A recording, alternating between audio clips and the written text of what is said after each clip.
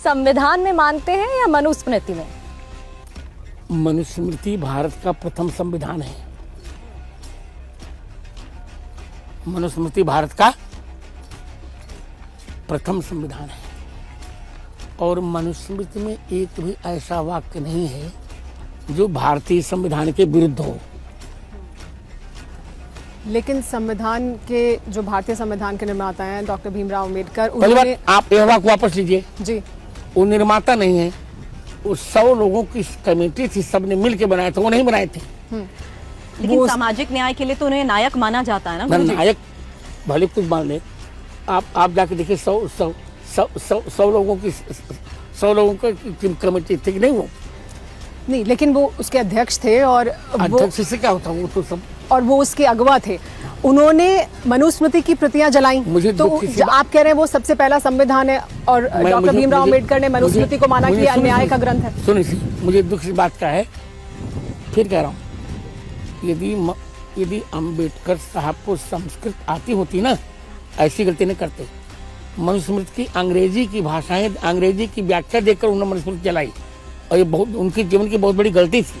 लेकिन गुरुजी, अंबेडकर जी ने अपनी आत्मकथा में ये बात लिखी है, उन्हें यहाँ तो संस्कृत नहीं पढ़ने दी गई, उनको तो खुद जर्मनी जाकर इसे पढ़ना पड़ा। और ये उन्होंने, मेरे पिता वो खुद कहते हैं अपनी आत्मकथा में। मेरी बात सुनिए, ऐसा नहीं जी, वो अतिरंजना है। संस्कृत पढ़ने से हमारे यहाँ किसी को नहीं रोका गया। आपको एक भोज प्रबंध का एक प्रकरण याद होगा, हमारे उत्तराधिकारी बैठे बहुत अच्छे विद्वान संस्कृत के। ये एक पालकी ढोने वाला कहार भोज महाराज के पास आया।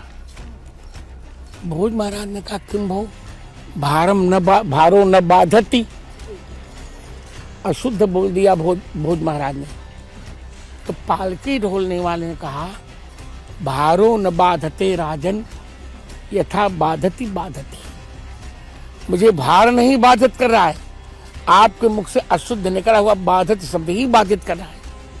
तो पहले हमारे यहाँ भारत में प्रत्येक व्यक्ति संस्कृत सीखता था और बोलता था। ये पूरा भ्रम है। जातिवादी व्यवस्था की वजह से ही तो उन्हें नहीं सीखने दी गई ना गुरुजी? मैं फिर कह रहा हूँ, बार बार क्रोध से कह रहा हूँ जी, ये केवल उन्होंने बिना मतलब का लांछन जड़ दिया।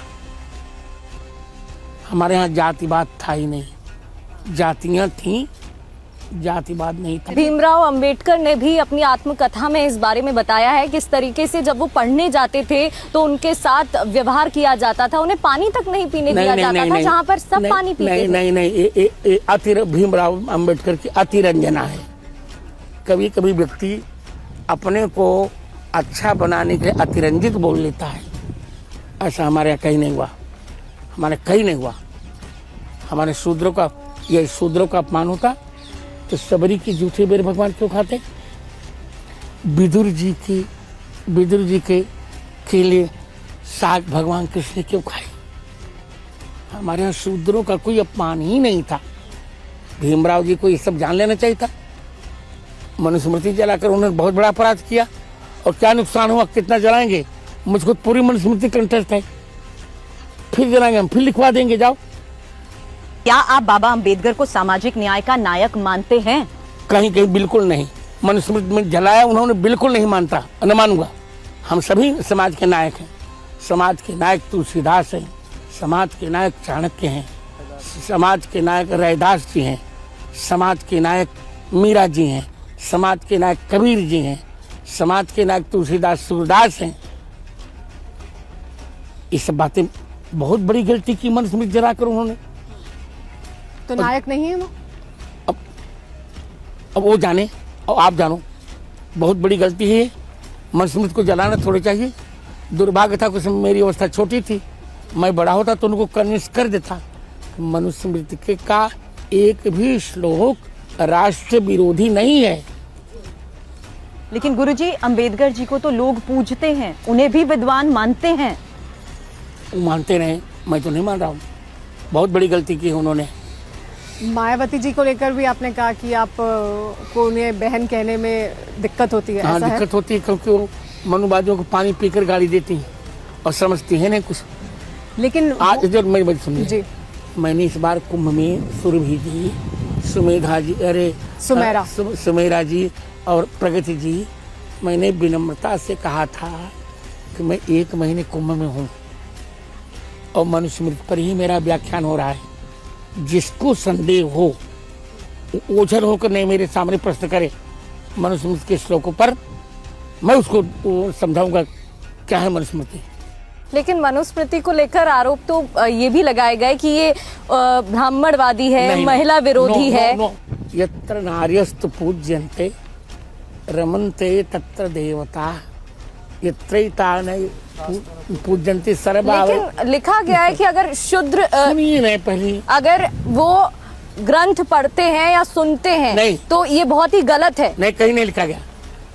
क्योंकि ऐसा कहा जाता है कि शूद्र अगर धर्म ग्रंथ सुन ले तो उनके कान में सीसा डाल दिया जाए। कहीं नहीं कहा गया, कहीं नहीं कहा गया। झूठ, पूर्ण असत्य मिलाएगा, अफवाह फैलाई गई। तो रामभद्राचार्य जी, लेकिन आप फिर ब्राह्मणों का समर्थन करते हैं, आपको ब्राह्मणवादी कहा जाता है। कभी नहीं समर्थन आप करता। ये कहते हैं कि मेरे मन की ये इच्छा थी कि राजस्थान के जो मुख्यमंत्री हैं वो ब्राह्मण बन जाएं। अगर जातिवाद था ही नहीं, जातिवाद को आप समर्थन ही नहीं करते। मुझे बोलने दीजिए जी। कभी मैंने ये वाक्य कहा ही नहीं कि ब्राह्मण बन जाए। आप जानती हैं और सभी जानते हैं मोदी जी की मेरी मित्रता है। तो कैसी मित्रता है? बहुत प्रेम करता हूं उनको मैं, वो भी मुझे बहुत प्रेम करते हैं। यहाँ तक कि द्रौपदी मुर्मू भारत की जो राष्ट्रपति हैं इस समय की, वो मुझे भाई जी कहती हैं। मैं उनको छोटी बहन मानता हूँ। मैंने ऐसा कभी कहा ही नहीं, केवल तोड़ मरोड़ कर कहा जा रहा है मुझे बदनाम करने के लिए, जब कैसा होगा नहीं।